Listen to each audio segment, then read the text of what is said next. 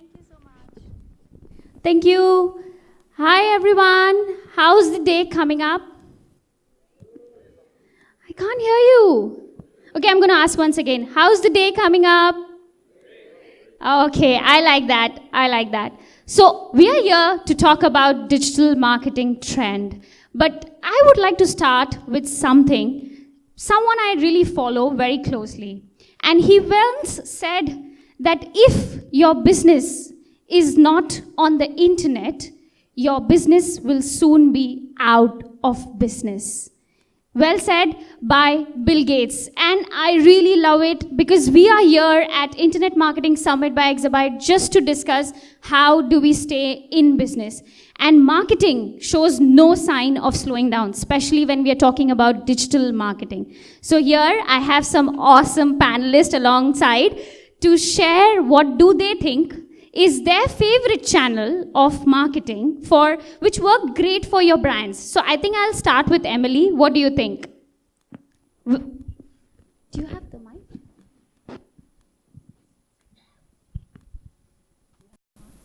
Yeah. If I have to say, pin down my finger on one thing, I would say social media. Okay. Yeah, to start off with, yeah, I think that is possibly one of the most effective channels that we've right. So when you say social media, can I consider Facebook, Instagram, two platforms? Or yes, pretty much those, right? And of course, going into YouTube, and that really ties in very strongly with content, especially as well. Yep. Great. So AJ, what's your thought? Right. Thanks, Khush. Hi, everybody. So, for me, it's a little bit more unconventional. I've always seen LinkedIn as the most organic platform. Personally, I feel like as we move further and further into the future, platforms like Instagram, Facebook, and such are still primarily pushing an inorganic pivot where you have to buy your way into the market. And I feel like LinkedIn is one of the last few remaining platforms that preserves an organic reach, right? So for me, organic, LinkedIn. Of course, I agree to that more than anything else. Rock on. So Rachel, what's your thought? Hi guys. So I think generally on a broad spectrum, it's content marketing as a whole. So I mean, we are at the Internet Summit, right? So Shopee is 99% digital, right? We're online. Generally, my favorite is Facebook and YouTube. Why? Because if you look at the content on the platforms, video, short form video, long form video that tells brand stories, looking at engagement rate, looking at brand loyalty and people engaging with our brand, I think that's one of my favorite for Shopee as a brand. Yes, indeed. I have seen a lot of Shopee ads targeting to me on YouTube and Facebook. I'm sure you guys have also seen that, right? So Nakata, please share. Right. Hello again. Right. So I'm from this agency or consultant perspective. I've been engaging with affiliate marketing and SEO for quite a while. So good part of these two tactics is that it can be very consistent and scalable results where many people are using Google platform to search information so that you can think of, okay, what kind of content you create and then what kind of audience you target. All these activities will be very long-term, very rewarding activities. Affiliate marketing is solely on the cost per sales and things. So I can say it's a one good part under this performance marketing. I think interesting point because you brought affiliate marketing and SEO both together, right? And I think SEO is one of the most believed organic marketing medium to talk about, and brands are just fighting to be on the top of the Google ranking. What do you think now that Google have just announced the change of their algorithm lately? What are your thoughts, Nakata, about that change? What should brand do and make sure to stay where they are in terms of the ranking or even better? Right. So Google has been updating their algorithm. It's quite often, and some of the updates are quite big. It impacts the ranking a lot, right? But one thing that I want to share is that thinking about your audiences and what is valuable content there, this is the main important thing.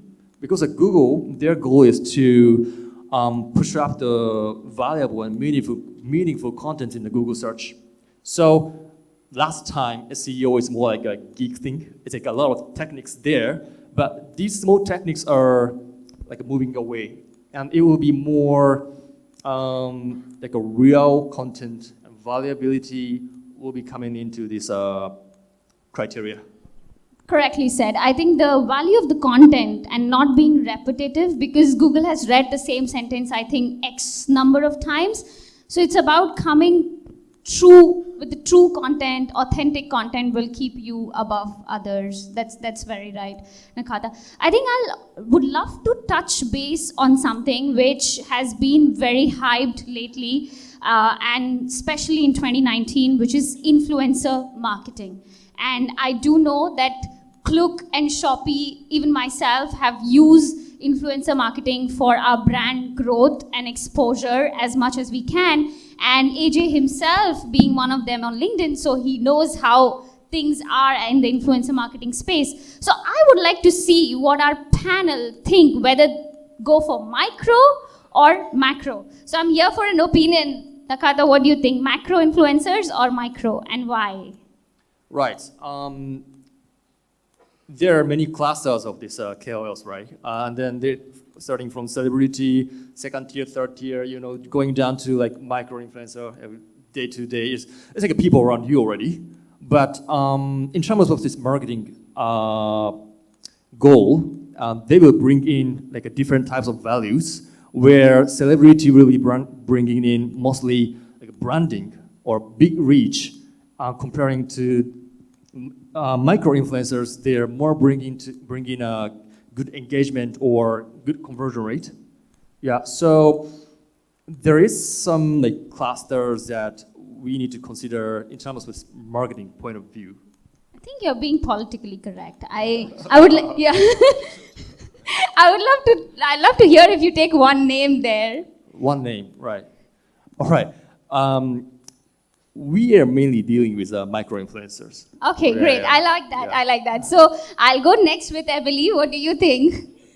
I also have to be a bit politically correct, okay? I mean, in my personal opinion, I think both works, right? So macro influencers are connected to the masses, right? They help us reach a broader audience.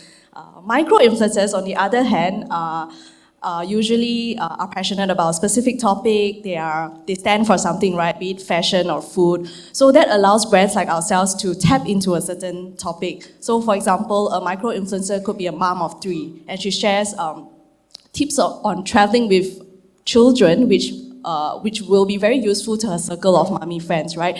So here at Klook, I think it's very important for us to really nail down what our campaign objectives are. So before we start on any campaign, my team and I would sit down to really nail it out, right? And then figure out what is the most effective, whether is it really micro or macro influencers, or maybe even a hybrid of both. Yeah, I think, Emily, that's a good point brought forward. Finding the niche is important. You don't hire a fitness influencer to promote something which has fatty food. Right? I mean, you don't hire a fitness influencer to promote McDonald's. So you need to be very careful there, I think. That's a good point. AJ, what do you think? So no offense to anybody, but I'm not going to be politically correct about this at all. I think we're moving towards a very strong majority of micro-influencing. If I were to pick one, it was micro-influencing, not macro, because I think the age of the celebrity, the icons, the athletes, the endorsements is dead. I personally feel like that. And I can prove it to you. How many of you guys have heard of Bigo Live? It's a live streaming platform. Anybody heard about Bigo Live? UpLife? Yeah, I see people. There are people on Bigo Live who live stream, who you and I have never heard of. But they have more followers than Gary Vaynerchuk, right? There are people on LinkedIn that I personally know in Australia who get more engagement on their posts and ROI translated than Richard Branson on LinkedIn as well, right? So the age of the macro influencer is going to die, whether we like it or not. Yes, it's good for high level awareness, You want to get a good name out there to put their face there. That's good for you. But it's just going to be branding and awareness at best. If you're talking about really translating a human message, you're not going to buy your way into a market with a celebrity or an icon anymore. What you're going to do is you're going to build a community. You're going to build heart, right? And that can only be done by a micro-influencer, in my opinion. Absolutely. I think this brings me to an example. Because I come from India, Lux as a soap were being sold by Shah Rukh Khan and Aishwarya Rai and all these people. But nowadays people don't go and buy because of them. If someone in their contact is selling organic soap, they will instead go for that organic soap rather than Shah Rukh Khan claiming that Lux is the best. So that's what I think we want to put across. Even my opinion, I'll take a stand, I'll go for micro-influencers. How about you, Rachel? Grayson. So Shopee has over 30 categories. It's a very tricky question. So we work across all macro and micro influencers for various objectives, right? Maybe at the first 3 years when we first started, I think you guys have heard of Blackpink. Yeah. So they were our ambassadors for 1 year, right? And we will be announcing another ambassador soon. Very soon. And it has worked really well for us, right? How we work with them, the method of translation and conversion, we work with them very closely. For example, creating exclusive range of products that's only on Shopee. That helps me with conversion, rather than just, hey, post about us on your social platform, right? That does not work, right? So depending on the objective, if I had to choose one, I would say macro. Unfortunately, it differs. Reason why also because Shopee does work with both micro and macro, right? And I track down to the cost per engagement to conversion level.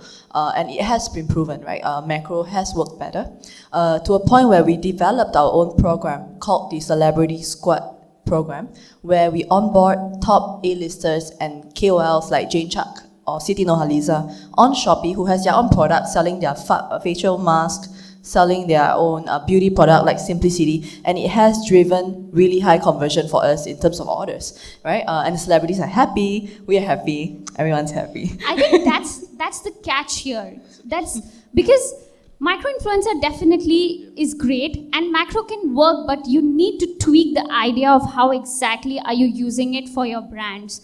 You can't get them to just sell anything. If they sell what they believe in or they bring a flagship or something, that's what works the best. And I think that's what Shopee did.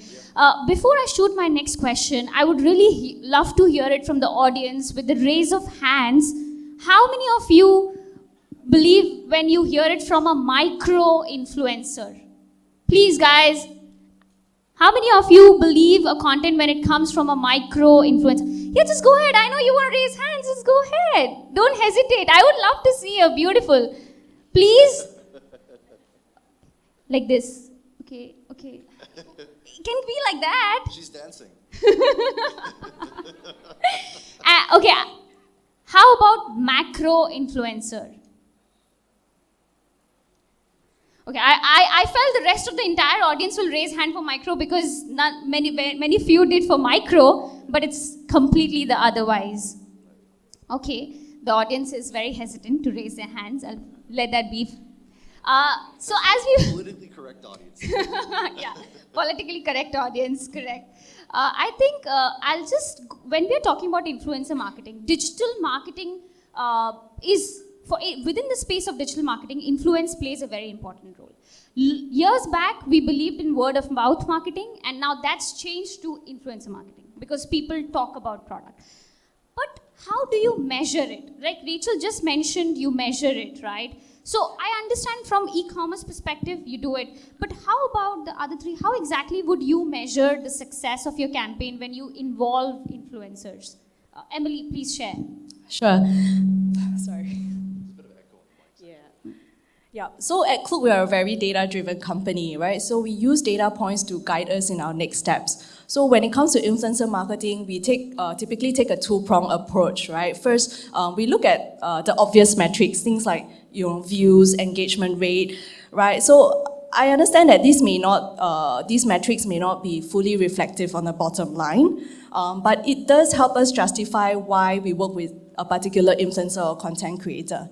Right? So, but beyond looking at these metrics, we also do take a deeper perspective, right? So for example, if we work with influencer ABC, for our user acquisition campaign, right? So what we'll typically do in this case is that we'll actually create a specific promo code that this content creator can then share with her readers or followers, right? And the data that from this promo code is really what we derive the ROI from. I think yes, that's what can bring the right track to the conversion. Otherwise, it just goes into the number of impressions or vanity metrics to say. So when we are talking about influencer marketing, I don't think I can let go of the aspect of content marketing. How exactly should you present yourself? So Nakata, please share what's your opinion about content marketing? What is the one thing brands should be careful when they present their content? All right. Content marketing is very broad. So it's tough to summarize up everything there. But anyway, it is to get to know what their targeted audiences want to know at this moment. It should be up-to-date information. And it can be something. It doesn't have to be something that related to your products, you know. It has to be, it can be something that, okay, something fun or something, you know, useful or something that just announcing some news update, you know. It's very broad activities over there, yeah. That's true. Of course, one should always deliver the content which resonates to your audience. You don't talk about anything and everything on your content platform. But Rachel, talking about content, when Shopee comes up with campaigns, I know it's the Raya campaign, and then before that it's another one, and then another one. What's the strategy like when you actually design the content model of the campaign when you do it for Shopee? So I think Shopee is known for, you know, e-commerce, right? Your 9, 10, 10, 11, 11, 12, 12 sales. And every year it's the same thing, right? People know about, hey, you know, it's 11, 11 again. To be honest, coming from my opinion, it just boils down to price, product, right? Conversion boils down to price. But of course, bringing the awareness would be then different, right? So how we usually do it is we would come up with a key message, right? And there should be just one key message. You don't want to dilute the message. And then looking at amplification ways, right? Whether it's social, whether it's video, whether it's influencers, whether it's online marketing, all these ways are then put together and say, hey, you know, how do we shout this key message? What is the call to action? So all this are identified first. Right? So I think the most important takeaway would be announce just one thing. So let's say if it's 11/11, let that be 11/11 everywhere. Like you guys have the 11/11 sale. I think I have got one very interesting question from the crowd, and I'm looking at it right now.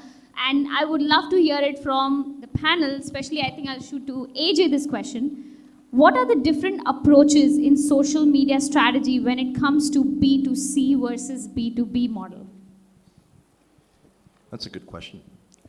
I think when you're playing in the B2B market, and you have to understand that there's a certain limit to what, in terms of vulnerability and in terms of what you want to showcase. It's a little bit more deliberate. So I'll give you guys an example, a working example. For me, I come from a slightly more emotional angle when it comes to any form of social media content strategy. So I position myself as a storyteller in the market. And this is also tied into the previous question you asked. For me, content marketing, even though it's very vast, it comes down to how effective your content is in making people go beyond just thinking about your brand and feeling something for it, right? And that comes through storytelling. And that's just my personal opinion. I know a lot of people who don't agree, but I personally feel that storytelling is key. That brings me to my next point answering this question. There used to be this very deliberate differences of strategy between your B2B and your B2C positioning. But I kind of take a slightly more unconventional approach on that now. So on LinkedIn, when I'm posting with the mind of driving a B2B strategy, it's actually still very similar to my B2C strategy, right? And that's simply because I take more of an approach of a storyteller. So even if I'm doing it from a B2B perspective, I still will use the pivot of storytelling, like Gillette does, like Maxis does, like Petronas does. There's a reason why Petronas and Maxis and all these other major household brands have shifted away from trying to capture eyeballs to traditional advertising mechanisms into storytelling formats. There's a reason why Maxis doesn't showcase a single mobile phone or a data package on their ads around Diwali and Eid, right? There's a reason why they do that, and that's because they're trying to build a feeling for that brand as opposed to it. So that's an example of a B2B strategy. On a B2C side, if you're talking about directly to consumer, if you're talking about building a personal brand, like for example on LinkedIn, I do the same thing. I still maintain a storytelling format. So for me, they're one and the same thing because they all stem from authenticity. So the best type of marketing, I completely agree with Gary Vee on this. The best type of marketing today is giving a shit about your customer. That's really what it is. It's about caring, genuinely caring about what people feel and what they want in the market and putting value first. Absolutely. I think it's all about humanizing. When we are talking about B2B and B2C, at the end of the day, we are talking to consumers or people or human with hearts. So I completely resonate with the concept of storytelling as it connects each one of us. Because we have to understand here, our marketing channel, the media buy plans can change. For B2B, we can invest a little extra on LinkedIn than as compared to other platforms because that drives the right traffic. But in terms of content planning, I would say stick with the content which connects with people. Right. Yep. So I'll just go ahead with the next question, which is, just a second. Okay. So for small e-commerce businesses, is it worth to spend more than half of the funding go for digital marketing on influencers?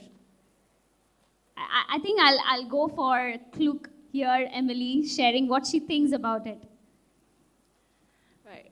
I think I wouldn't comment too much on how you would allocate your marketing budget, right? But I think it's important to test and learn. I think that's the first thing that I want to put it out there, right? I can't tell you what is Klook's sure win strategy when it comes to driving up conversion. So that's something that I think should be reiterated. Even for us, we still continuously test and experiment, right? So that's something that we say a lot at within the team, right? Is fail fast and fail cheap.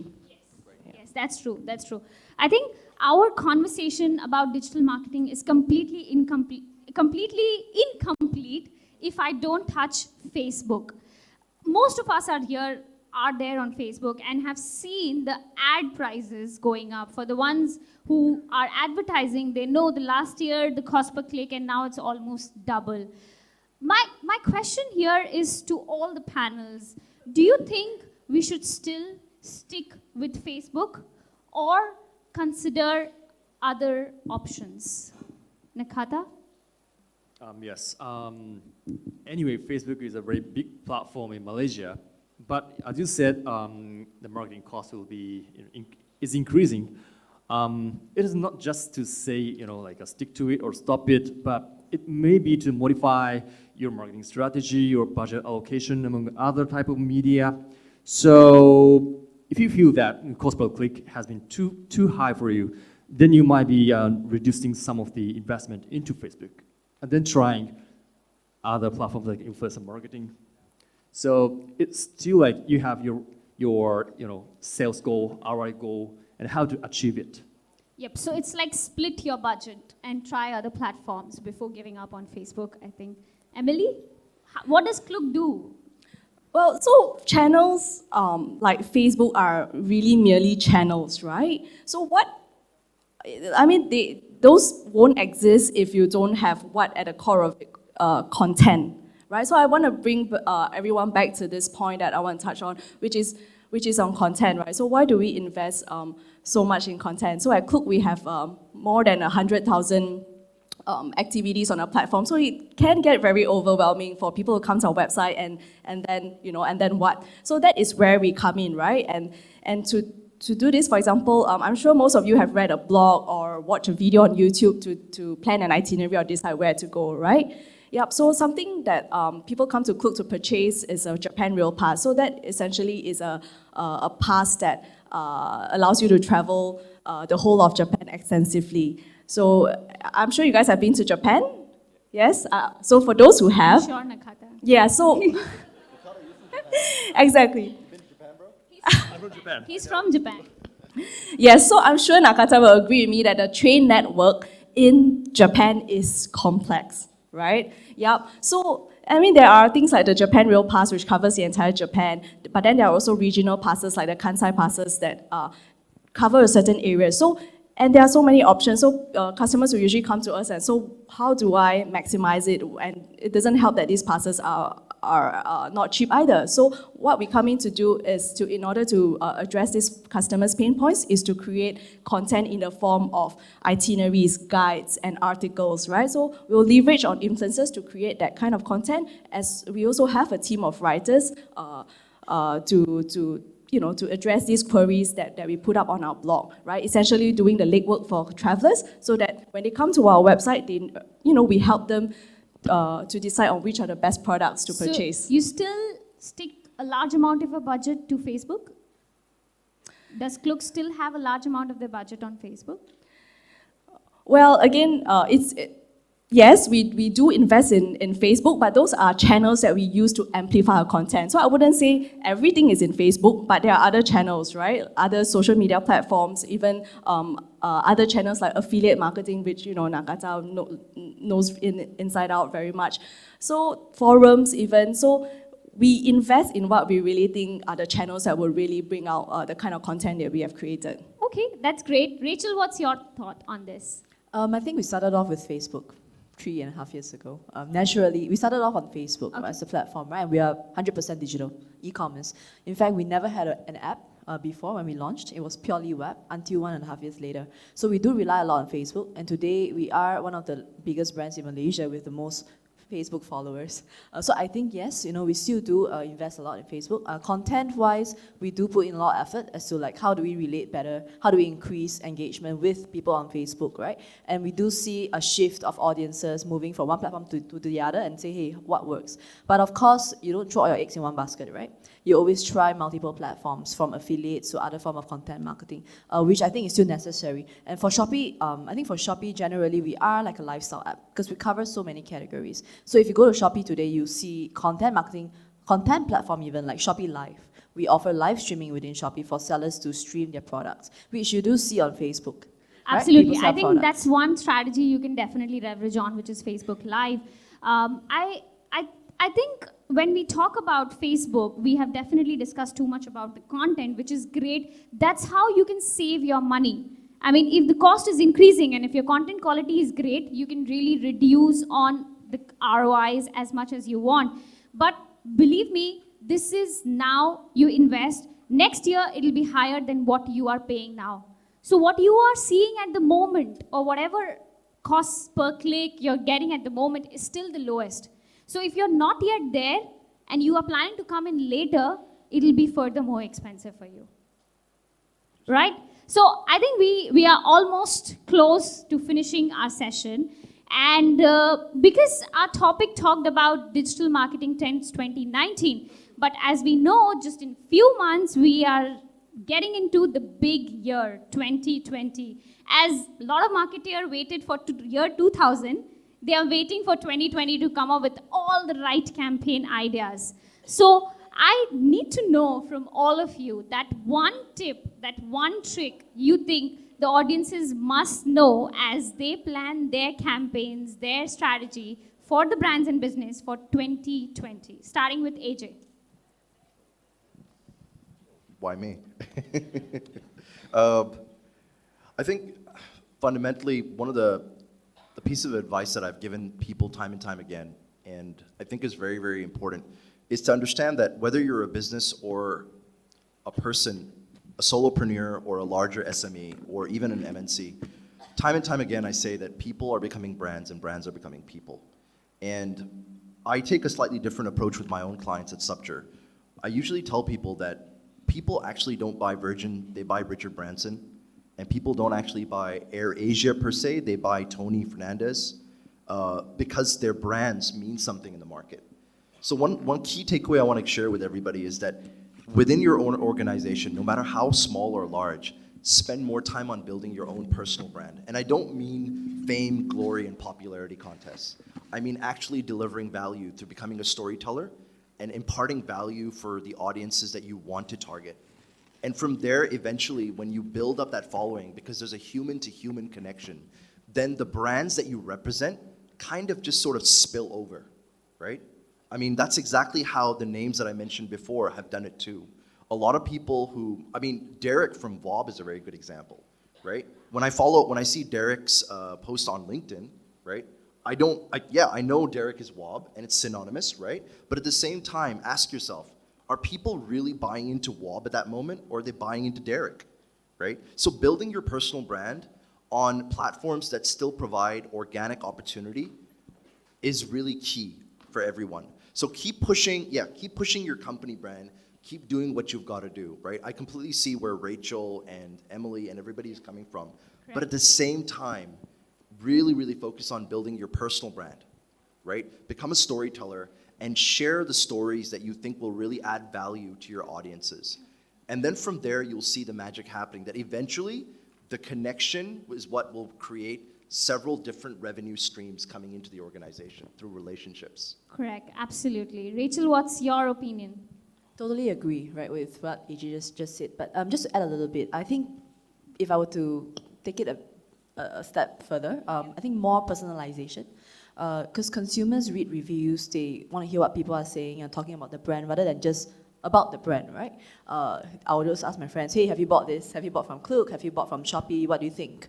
Right? And I think having personalization as a part of a thought process when you're planning your campaign is quite important. So it boils down to all the methods of optimization that you're running as well. For example, if I'm setting an EDM, instead of saying, hey, here, win a trip to blah, blah, blah, can I say, hi, Rachel, blah, blah, blah. And then it's very personal, right? Down to chatbots and AI technology. You want people to be chatting with you on a personal level and like, hi, how's your day? I saw that you bought diaper 3 months ago. Would you like to restock? Here's more diapers. Things like that. Yeah, I think that's really something that we should be looking into. Indeed, that's true. How about you, Nakata? All right, from me, I want to highlight 2 points. So one is data-driven, and the other one is ROI-driven. Right, so many more data will be available in digital marketing activity. So it's not just like impressions and clicks, but it goes to lead, sales, and then like ROI, like lifetime value, these kind of things. So when we talk about content marketing and then influencer marketing, these things are going with the trend, right? So as what we are trying to do now, we are not just trying to get a number of likes, number of shares in influencer marketing, but we are trying to capture how many sales are generated from each KOL, right? So we are trying to build some develop some platform whereby data are very transparent. It's like clients can see like which KOLs have what kind of past history of contributing to like what kind of campaign, So it's still like testing, many trying, but at the same time, it will be more data-driven. The advertisers can be more confident of engaging with these like KOLs or any kind of content activities. I think, yeah, that's true. Don't miss out on calculating what's coming back to you. And Emily?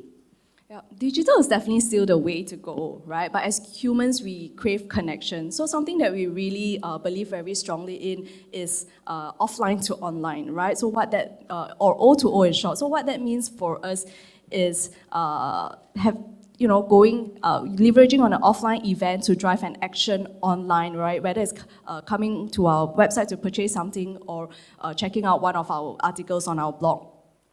So what this additional offline element provides us is a touch point to get closer to our consumers, right? So be it at a mall or even at an event like Good Vibes Festival. So that brings back to what both AJ and Rachel mentioned, that connection, right? That human approach, right? So that's what we really strongly believe in. And I think, apart from all the digital marketing strategies that will continue to grow, right? It's let's not forget to have that face-to-face interaction, yeah, and to be able to, go down to our customers, speak to them, find out what their pain points are, hear them out, right? Yeah, that's absolutely. Now, did you see none of them actually talked about any particular platform, any particular method, nothing. It was all about how exactly do you connect with your audience. And then finally, how do you measure the returns that's coming back? So when we are talking to you, we want to talk like a conversation, not really coming up with a poster in front of us and say 10% discount, 60% discount. No, that you won't be interested in that kind of shout outs. Instead, if a brand goes and say, would you be interested in this because it connects with this and this is what happens? Yeah. So it's all about building that connection of the brand with the audiences and remembering to measure them as you go forth in 2020. But at the same time, I think I will add another thing, which is do study your audience's behavior, how they are changing with time. We know that nowadays voice search is more popular than text search. That's a change of a human behavior. Now people don't type, they just say, Alexa, I'm looking for this. And that's so do remember that you have to do an audience analysis before running any strategy or before planning anything. How exactly do you approach them? So voice search is something that's going to take over by 2020, along with everything that our panel mentioned today. I think it was a great time having everybody, I think Nakata, Emily, AJ, and Rachel at the panel. I hope you guys enjoyed, and sorry for the delay for your lunch. Thank you for being so patient. Thank you so much for having us. All right, thank you so much.